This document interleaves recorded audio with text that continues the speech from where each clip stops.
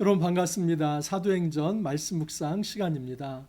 우리가 예수 그리스도의 부활의 증인이 될 수 있기를 바랍니다. 예수님의 부활이 있기 때문에 우리의 믿음이 의미가 있습니다. 만약 우리가 믿음이 있다고 한데 부활이 없고 또 그 부활이 없는 상태에서 우리가 신앙생활 한다면 사실은 이것은 물거품과 같은 것이며 아무것도 아닙니다. 우리의 믿음의 기초는 예수님께서 부활하셨다는 데 있습니다.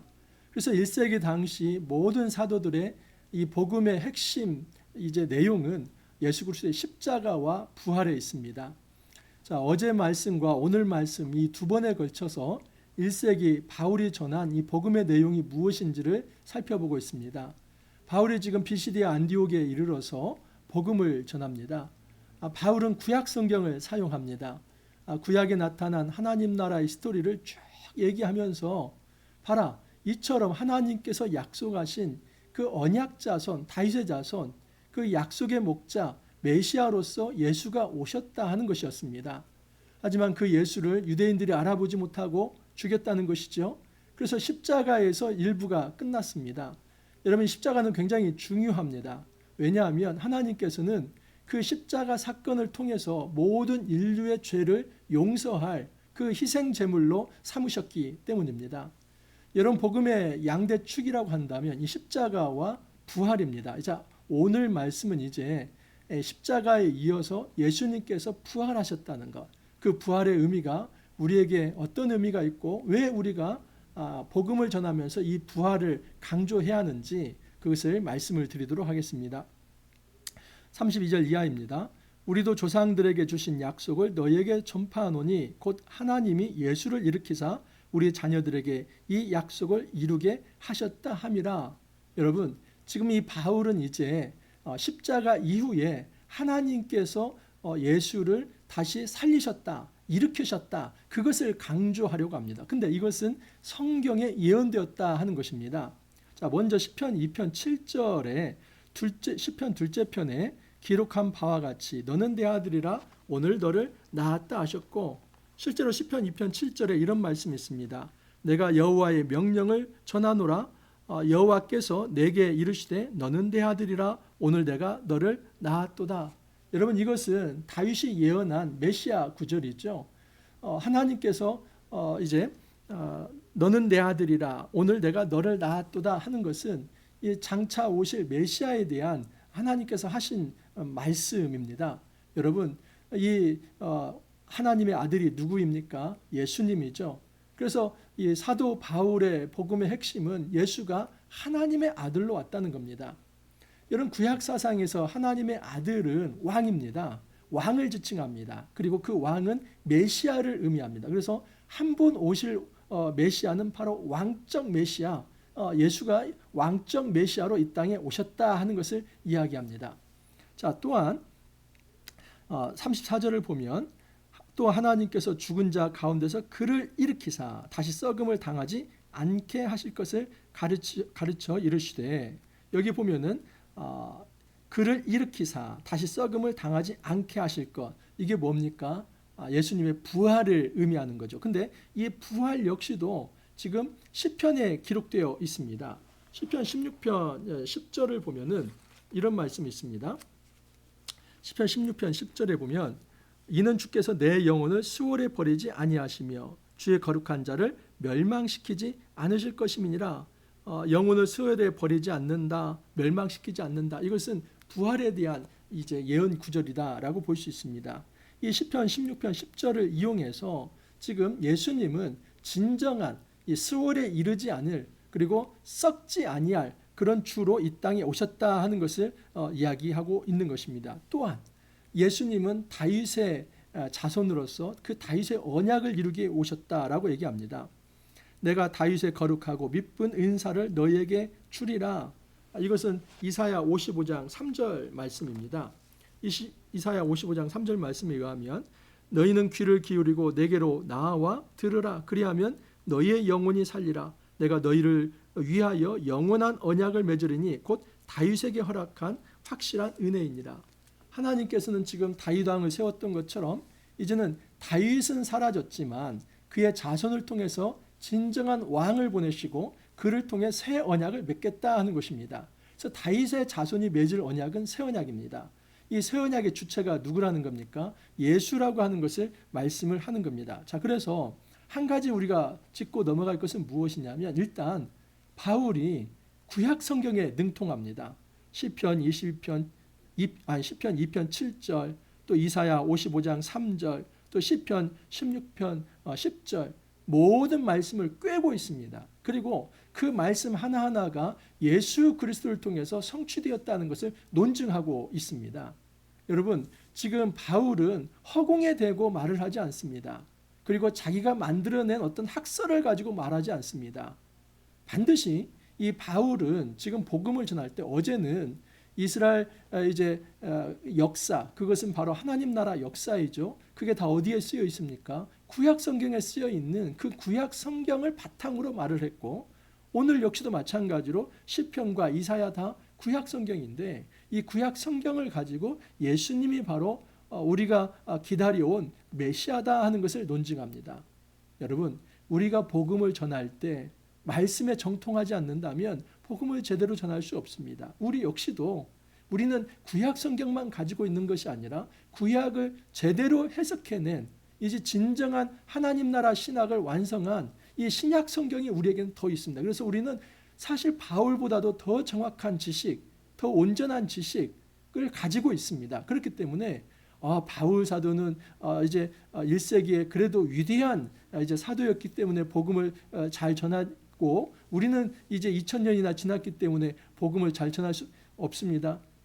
절대 그렇지 않습니다. 그것은 핑계거리가 되지 않습니다. 왜냐하면 정보의 양으로만 놓고 본다면, 그리고 확립된 그 신학 체계로만 놓고 본다면 우리는 바울보다도 훨씬 더 많은 양의 그 어떤 체계적인 신학 체계를 우리가 가지고 있기 때문입니다. 여러분, 그렇기 때문에 공부해야만 합니다. 우리가 성경 공부해야만 합니다. 성경을 묵상해야만 합니다. 우리가 누군가에게 복음을 전할 때 이 성경 속에서 나오는 하나님이 주시는 이 복음의 원리를 우리가 정통하지 않는다면 우리에게 확신이 없기 때문에 그 누구에게도 말씀을 전할 수 없습니다. 결코 말씀은 그냥 내가 상상하는 어떤 말을 전하는 것이 아니라 말씀을 바탕으로 예수님을 논증해내는 과정이다 하는 것입니다. 핵심은 이것입니다. 하나님께서 살리신 이는 썩음을 당하지 아니하였느니, 아까도 말씀을 드렸지만 시편 16편 10절 말씀의 선언, 이제 어떤 성취이죠. 여러분, 예수님께서 부활하셨다 하는 것이 바로 복음의 핵심이었습니다. 자, 그렇게 부활이 가져다주는 영향에 대해서 38절에서 39절에 말을 합니다. 그러므로 형제들아, 너희가 알 것은 이 사람을 힘입어 죄사함을 너희에게 전하는 것이며, 또 모세의 율법으로 너희가 의롭다 하심을 얻지 못하던 모든 일에도 이 사람을 힘입어 믿는 자마다 의롭다 하심을 얻는 이것이니라. 여러분, 부활을 받아들일 때에 어떤 역사가 일어납니까? 그것은 죄사함을 받고 의롭다 칭함을 받습니다. 죄사함을 받는다는 것은 여러분, 그 사람이 모든 죄와 사망의 권세로부터 해방이 된다는 것을 의미합니다. 또한 이제 의롭다 칭함을 받는다는 것은 하나님의 자녀, 하나님의 백성이 된다는 겁니다. 이 두 가지가 다 필요합니다.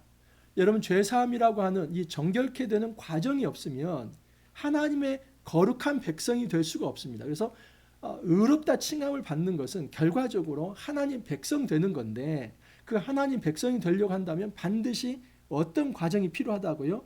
죄를 용서받는 과정이 필요합니다. 근데 그 죄를 용서받는다고 하는 것은 내가 수세미로 내 마음을 씻어내서 되는 게 아닙니다. 100년을 한번 씻어보십시오. 우리의 더러운 죄를 우리 스스로 씻어낼 수 있는 게 아닙니다.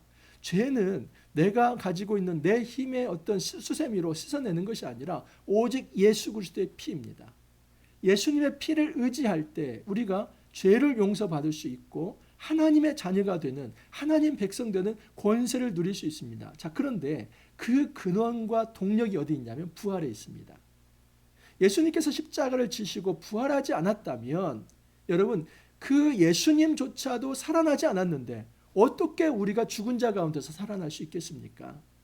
우리는 이미 죄로 인해서 죽어 있는 존재입니다. 소망이 없습니다. 죄를 지었으면 죄의 싹은 사망이요 했기 때문에 절대 소망이 없습니다. 그냥 죽어야 마땅합니다. 그런데 우리가 다시 살아날 수 있는 딱 한 가지의 동력은 무엇이냐면 부활하신 예수님을 따라가는 것입니다. 그렇다면 여러분, 예수님의 부활이 없다면 우리의 부활도 없는 논리적인 어떤 당연한 것이지요. 예수님의 부활이 이처럼 중요합니다. 여러분, 우리가 지금 강요하고 또는 강조해서 중요한 게 아니라 바울 사도가 복음의 핵심에 부활을 둔 것은 일단 부활하신 예수님을 체험했습니다. 그리고 그 부활하신 예수님이 하나님께서는 모든 사단이 쓰는 죄와 사망의 권세를 깨뜨리시고 이제는 생명의 역사, 영생의 역사를 가져오신다는 것을 확신했기 때문에 예수 그리스도의 부활을 이 복음의 핵심에 놓고 증언했던 것입니다. 자, 그러나 그것을 믿지 않는 사람들이 있을 수 있습니다. 거기에 대해서 하박국 1장 5절 말씀을 들어서 이제 경고합니다. 여러분, 하박국 1장 5절 말씀 한번 제가 찾아 읽어드립니다.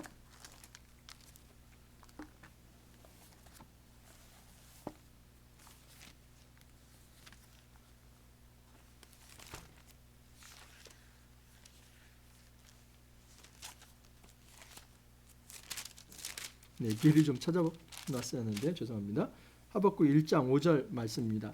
여호와께서 이르시되 너희는 여러 나라를 보고 또 보고 놀라고 또 놀랄지어다.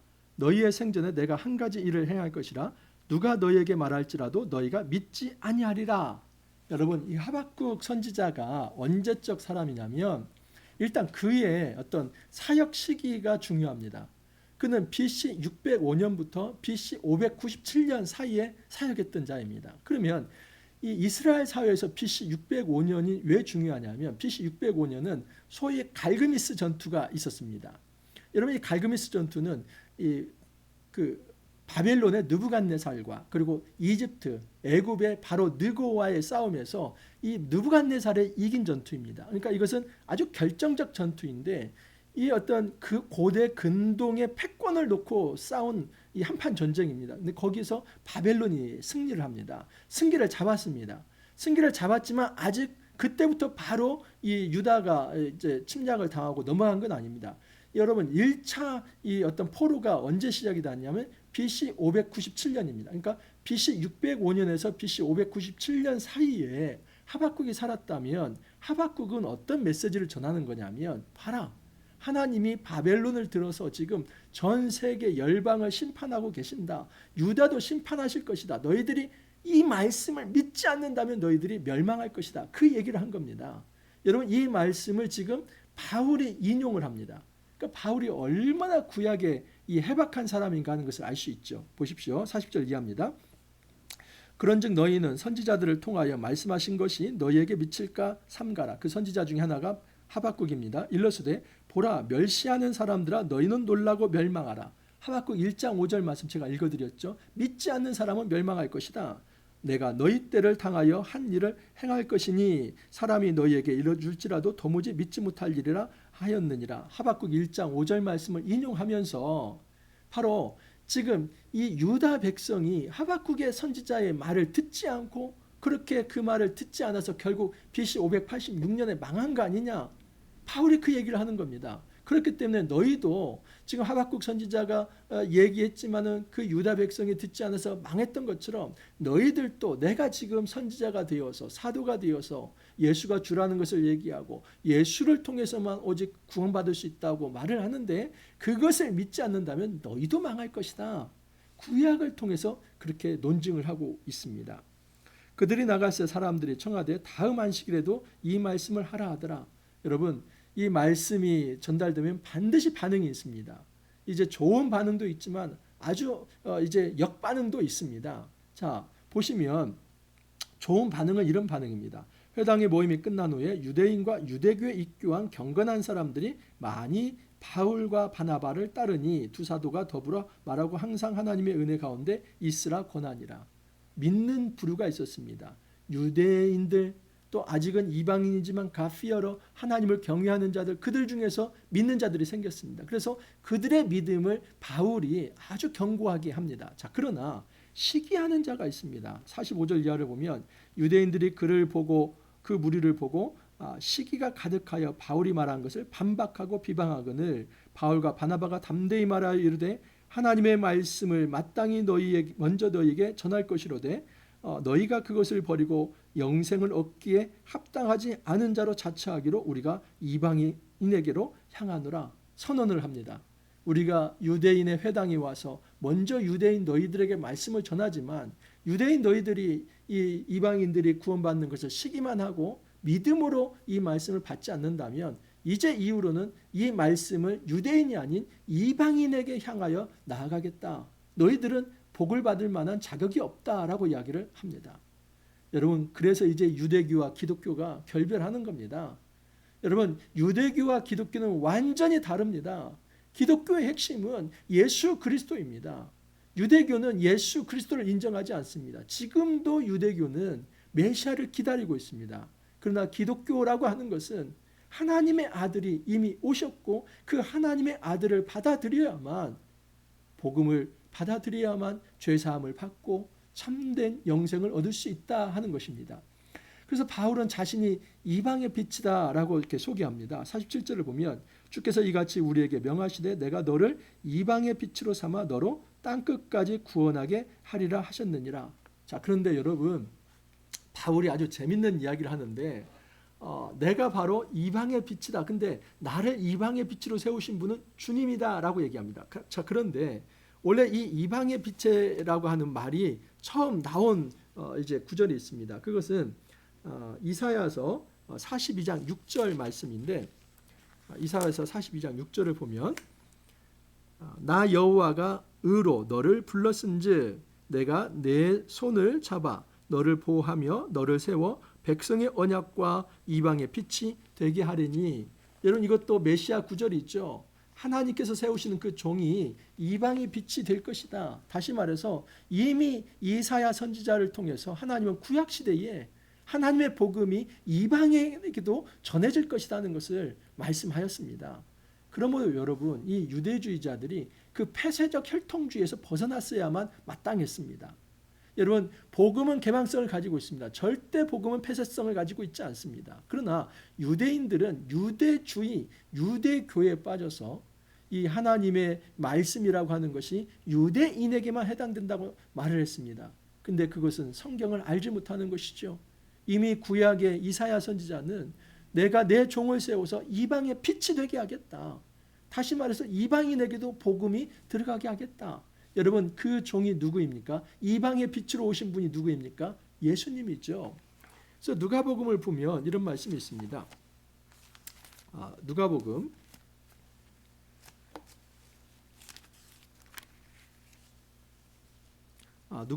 2장 31절 32절을 보면 이는 만민 앞에 예비하신 것이요 이방을 비추는 빛이요 주의 백성 이스라엘의 영광이니라. 여러분, 예수님이 아주 아기였을 때 이제 성전으로 올라갔을 때 그 시몬이라고 하는 선지자가 아기 예수를 안고 축복을 합니다. 근데 예수님을 향해서 이분이 바로 이방의 빛이다. 다시 말해서 이사야 선지자가 예언했던 그 이방의 빛이 예수님이라는 겁니다. 그런데 바울은 누가 이방의 빛이라고요? 자기 자신 이방의 빛이라고 합니다. 이게 굉장히 교만하고 오만합니까? 아닙니다. 지금 여기 보면은 47절에 주께서 이같이 우리에게 명하시되 너를 이방의 빛으로 삼아. 여러분, 이것은 지금 주님이 사도들을 이방의 빛으로 삼았다는 것을 얘기합니다. 그러니까 이사야 선지자가 말한 이 궁극적 이방의 빛은 예수님 자신이고 예수님은 부활하고 승천하셔서 그 이방의 빛의 사역을 그의 사도들에게 전수하고 위탁하셨다. 그렇게 이해하시면 됩니다.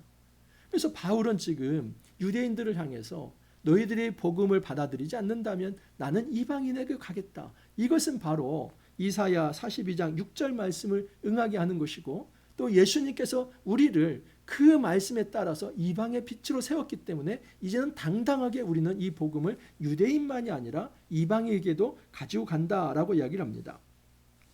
이에 유대인들이 경건한 귀부인들과 그 신의 유력자들을 선동하여 바울과 바나바를 박해하게 하여 그 지역에서 쫓겨나니 두 사람이 그들을 향하여 발에 티끌을 떨어버리고 이고니온으로 가거늘 제자들은 기쁨과 성령이 충만하니라. 복음을 전할수록 핍박은 더 강해집니다. 하지만 이 제자들은 성령을 통해서 기쁨과 이제 능력이 성령의 능력이 충만했다라고 이야기를 합니다. 여러분, 복음의 핵심은 이 부활에 있습니다. 예수님께서 첫 번째 부활입니다. 그리고 예수를 믿는 그 다음 사람들이 다 이제 두 번째, 세 번째, n 번째 부활의 열매들입니다. 예수님께서 부활하시지 않았다면 우리 역시도 그 다음 순서로 부활할 수 없습니다. 하나님께서 그의 아들을 희생하시고 십자가에 내어주신 것은 그냥 죽음으로 내어놓고자 하는 그 의도가 아니라 사실은 살리기 위함입니다. 예수님을 다시 살리는 것은 어떤 의미가 있냐면 이 죽음을 가지고 장난치는 그 사단의 권세를 하나님이 깨뜨리는 겁니다. 사단이 사용할 수 있는 최고의 무기는 사망인데 이제 그 사망이 너희들을 더 이상 예속할 수 없고 사망의 권세가 더 이상 왕노릇할 수 없다. 왜냐하면 죽은 자를 다시 살리시는 그 하나님께서 부활의 주께서 진정한 영생을 주실 것이기 때문이다. 그것을 선언하는 것이 예수 그리스도의 부활입니다. 어제 오늘에 이어서 1세기 바울이 전한 복음의 핵심을 말씀을 드렸습니다. 오늘은 특별히 부활에 더 초점을 맞춰서 말씀을 드렸습니다. 여러분, 초대교회의 이 사도들은 십자가 부활을 너무나 균형 잡히게 구약 성경을 인용해서 말씀을 합니다. 우리가 먼저는 이 부활의 주님을 만나기를 바라고 우리가 그 확신을 갖기를 바랍니다. 우리의 영생의 기원과 동력이 어디에 있습니까? 예수님의 부활에 있습니다. 우리가 예수님의 부활을 믿기 때문에 향후 우리의 몸도 부활할 것에 대한 소망을 가지고 살아가는 것입니다.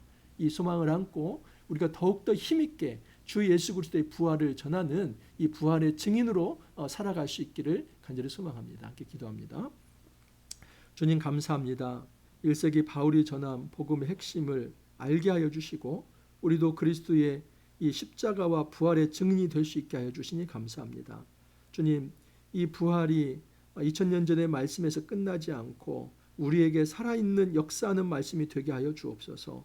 더 이상 우리가 사단이 주장하는 죄와 사망의 권세에 사로잡혀 있지 않게 하여 주시고 이제는 예수 그리스도의 부활과 함께 우리도 다시 살아나서 이제는 완전한 해방을 얻어서 죽음의 자리가 아니라 생명의 자리에 있게 하여 주시고 하나님의 자녀된 권세로 당당하게 살아갈 수 있게 하옵소서. 이 확신을 가지고 우리도 주위 많은 사람들에게 죽어가는 많은 영혼들에게 이 생명의 복음, 이 부활의 복음을 전할 수 있도록 은혜 더하여 주옵소서. 주님 감사하옵고 예수님 이름으로 기도하옵나이다. 아멘. 사도행전 말씀 더 흥미진진하게 진행되고 있습니다. 여러분, 이 부활의 주님을 통해서 생명의 활력을 얻으시길 바랍니다. 오늘 하루도 더 활력 있게 힘 있게 생활하시고 또 내일 찾아뵙도록 하겠습니다. 감사합니다.